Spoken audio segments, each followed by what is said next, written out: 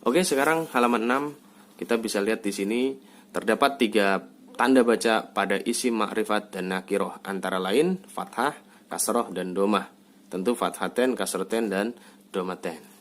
Jadi cara penggunaannya adalah al-masjidu dibaca rofa karena tidak ada amil apapun. Innal masjida dibaca tanpa tanwin, maksudnya karena ada alif lam di sini, maka ini isimnya makrifat. Innal masjida, kalau ada alif lam dibaca innal. Innal fil masjidi. Al masjidu tentu dibaca domah. Pada kesempatan yang lalu kita telah membahas tentang apa itu isim, ciri-ciri isim, kemudian apa itu fiil, huruf, dan lain sebagainya, sehingga kita bisa mengidentifikasikan.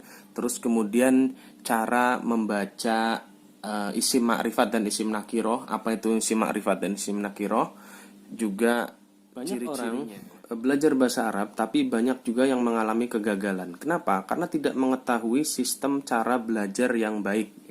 Biasanya kalau orang-orang yang di pesantren tentu akan mendapatkan sistem pelajaran yang baik.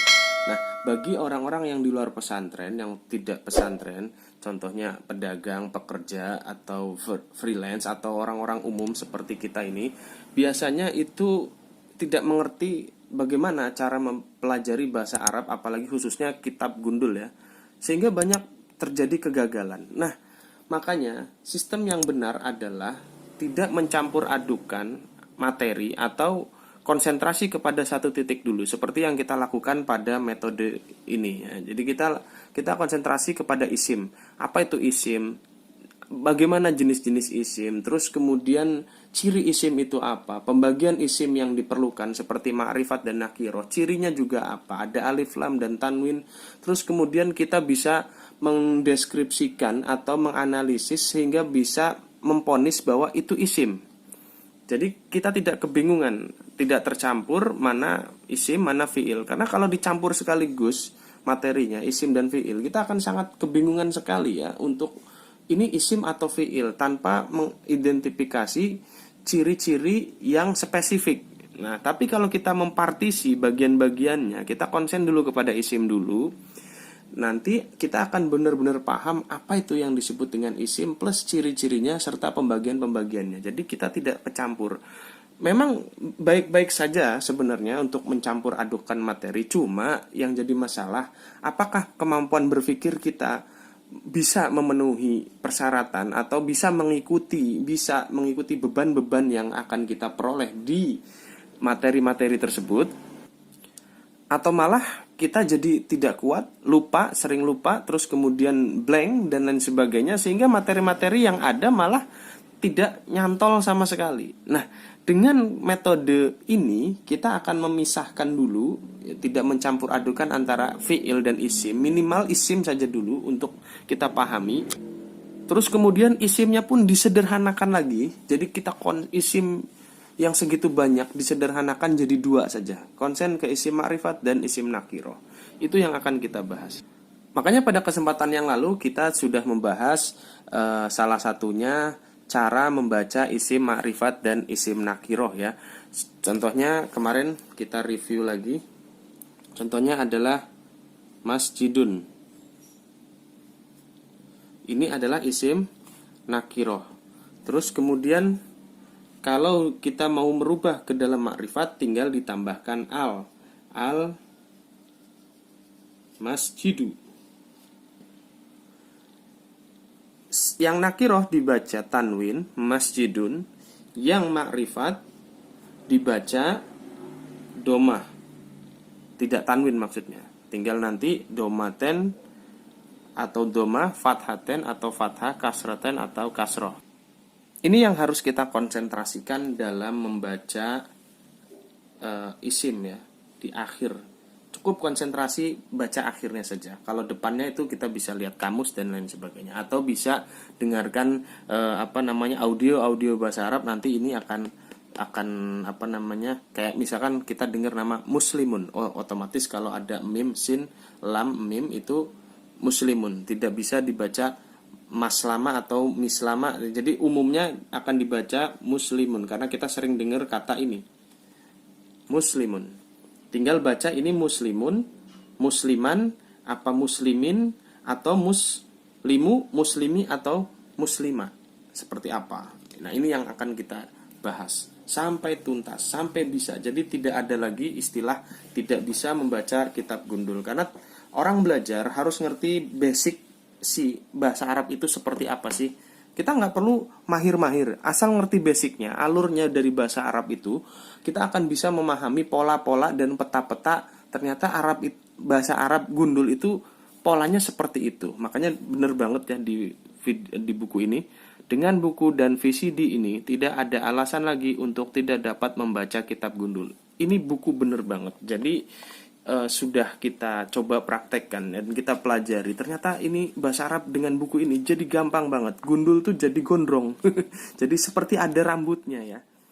Langsung saja kita masuk ke materi kita. Hukum bacaan isim ma'rifat dan isim nakiroh.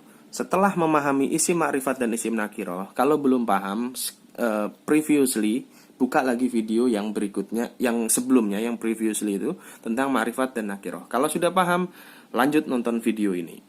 Hukum bacaan isim ma'rifat dan isim nakiroh ada 3. Intinya adalah fathah fathaten, kasroh kasroten, doma domaten. Fathaten disebut nasab, kasroten disebut jer, domaten disebut rofa. Atau lebih tepatnya seperti ini ya. Kita akan bahas bentuk perubahannya saja. Jadi isim itu bisa berubah menjadi 3. Kita contohnya masjidun sajalah yang gampang. Masjidun. Ini adalah isim yang disebut dengan rofa. Terus kemudian masjidan. Ini adalah nasab. Kemudian masjidin. Ini adalah jer ya. Masjidin. Kurang ke atas.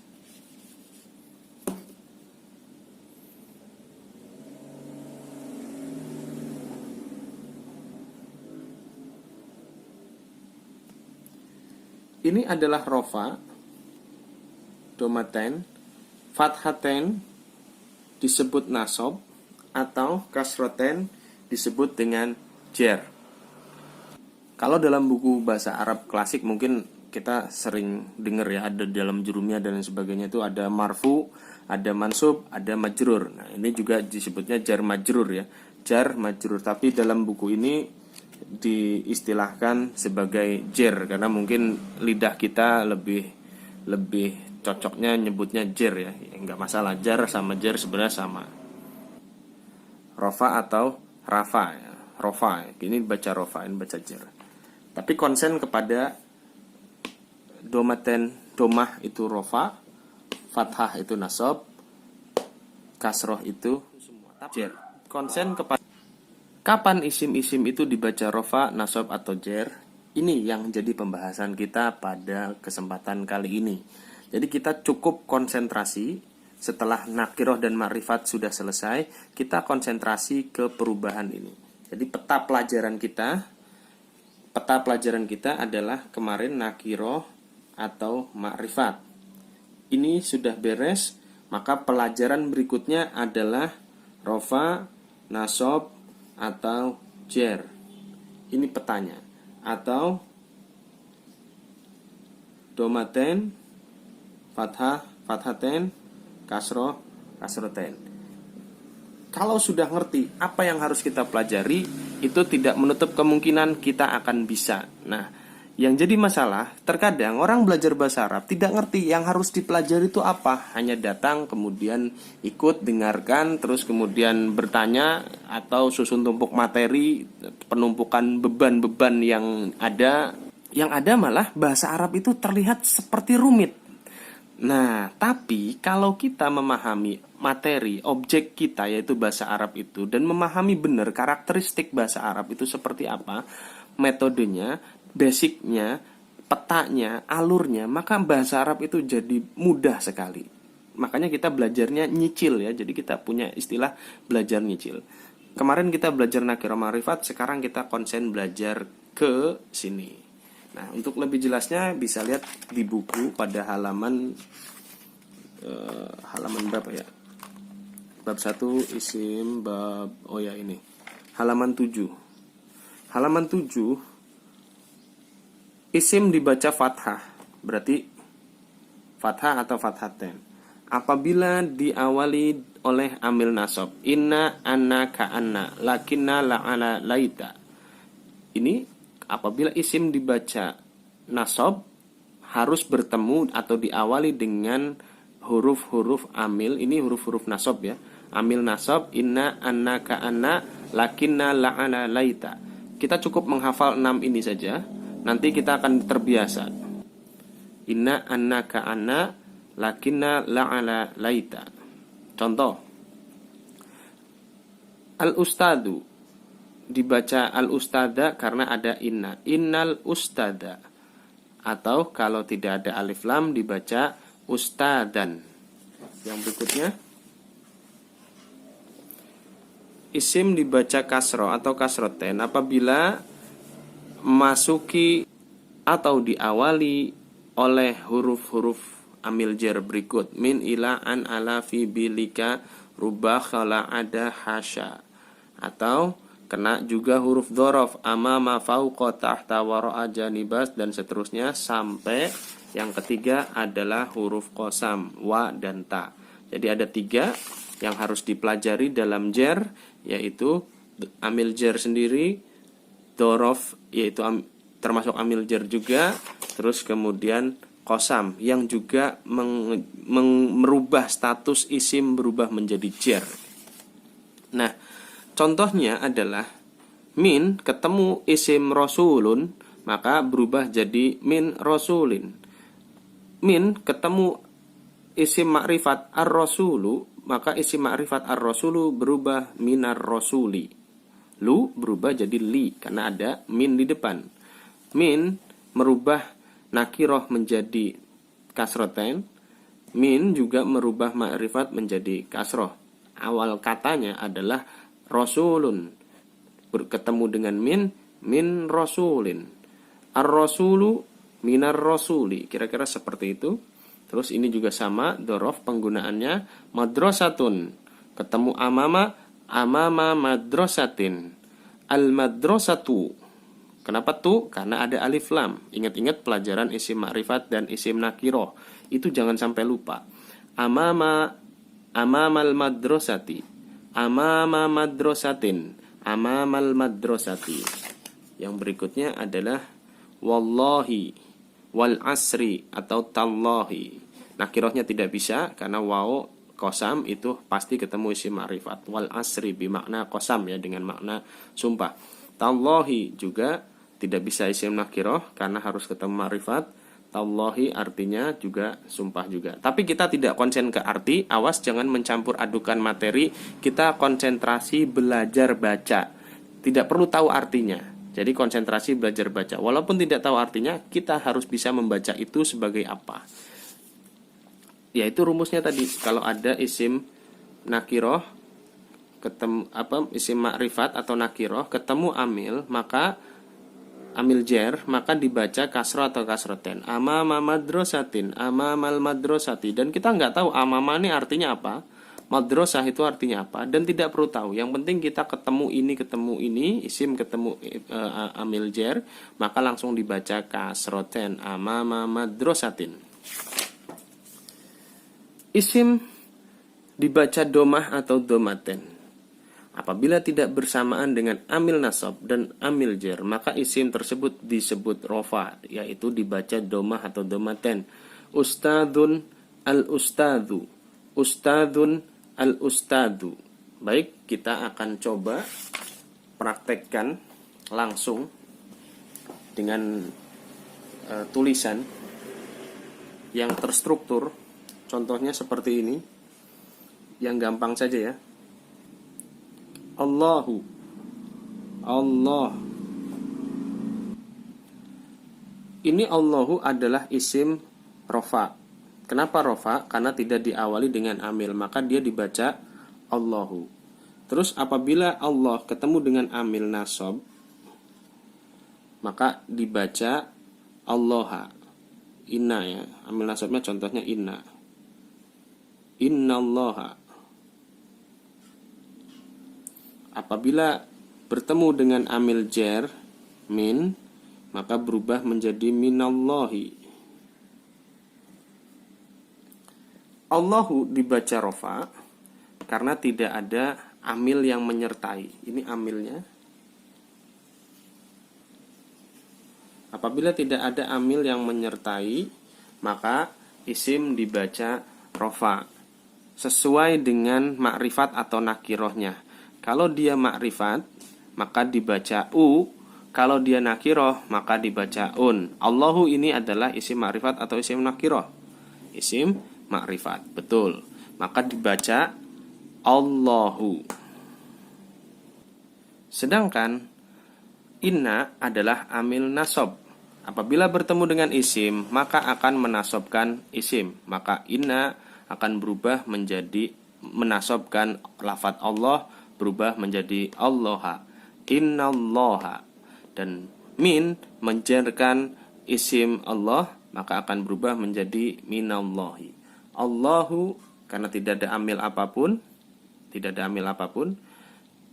Innallaha karena ada amil nasab inna, minallahi karena ada amil jar min. Sekarang kalau kita hapus tanda bacanya, otomatis kita sudah bisa membaca gundul. Allahu, innallaha, minallahi. Seolah-olah di sini ada tulisan Allahu. Karena kita sudah ngerti rumus, ini akan dibaca Allahu, innallaha, minallahi. Gampang kan? Contoh berikutnya. Masjidun. Masjidun. Dibaca masjidun karena tidak ada amil, maka dibaca masjidun. Tanwin karena dia tidak makrifat, dibaca tanwin. Ingat-ingat karena dia tidak makrifat. Terus kemudian apabila bertemu amil nasab inna, maka masjidun berubah menjadi masjidan.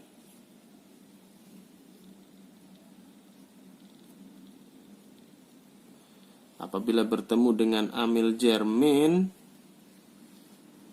berubah menjadi min masjidin.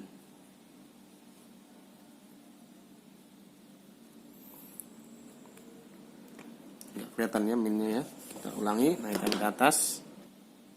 Min masjidin. Masjidun dibaca rofa karena tidak ada amil.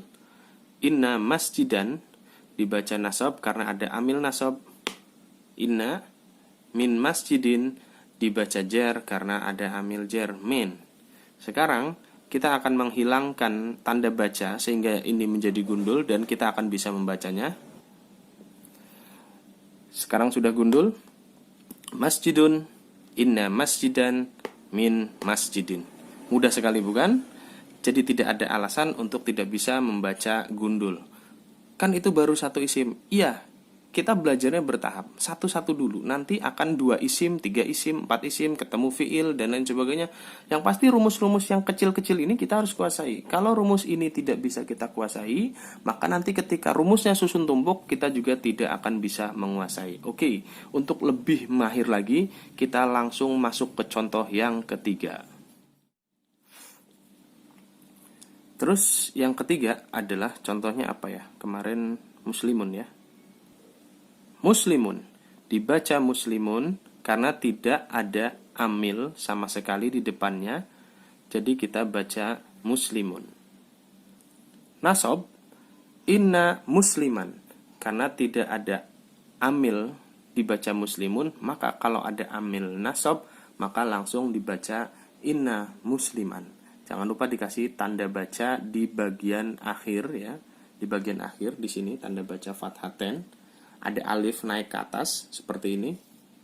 Nah, ini ciri alif naik ke atas bahwa ini adalah amil nasab dan isimnya isim nakiroh. Min muslimin ada amil jar min, maka isim dibaca kasroten atau jer ya. Jadi ada amil nasab inna, ada amil jer min, merubah muslimun yang tadinya ini adalah domaten rofa tanwin. Ini disebut rofa tanwin. Terus kemudian berubah menjadi inna musliman min muslimin. Sangat mudah sekali. Al masjidu, innal masjida,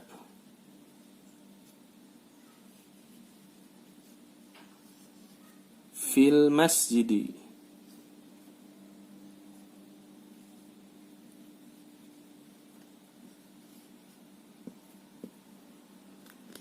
al masjidu dibaca rofa karena tidak ada amil apapun.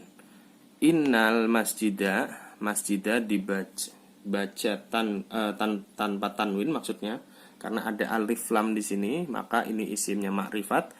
Innal masjida, kalau ada alif lam dibaca innal. Innal fil masjidi. Al masjidu tentu dibaca domah. Sekarang kita hilangkan tanwinnya. Kok tanwin? Maksudnya tanda bacanya. Kita hilangkan sehingga langsung jadi gundul lagi. Maka seolah-olah kita masih bisa membaca di sini adalah al masjidu, innal masjida, fil masjidi. Mudah banget, kita harus bisa, insya Allah. Yang penting terus berusaha, terus berlatih, dan perhatikan semua materi-materi yang sekiranya penting. Baik, nanti kita akan lanjutkan kepada video berikutnya bagaimana cara menggabungkan atau rumus-rumus yang lain yang kita belum tahu. Masih banyak ya di buku ini. Nanti kita akan masuk ke setelah ini penggabungan isim. Ini kan kita juga nanti ini ada contoh. Kita harus bisa baca al masjidu fil masjidi innal masjida, an-nuru 'alan nuri ka'annan nura. See you on the next video. Nanti kalau bisa, maksudnya kalau kita bisa untuk menguasai video-video yang materi yang di video-video sebelumnya, maka membaca ini akan jadi lebih mudah. Oke, nanti kita akan ketemu di video berikutnya.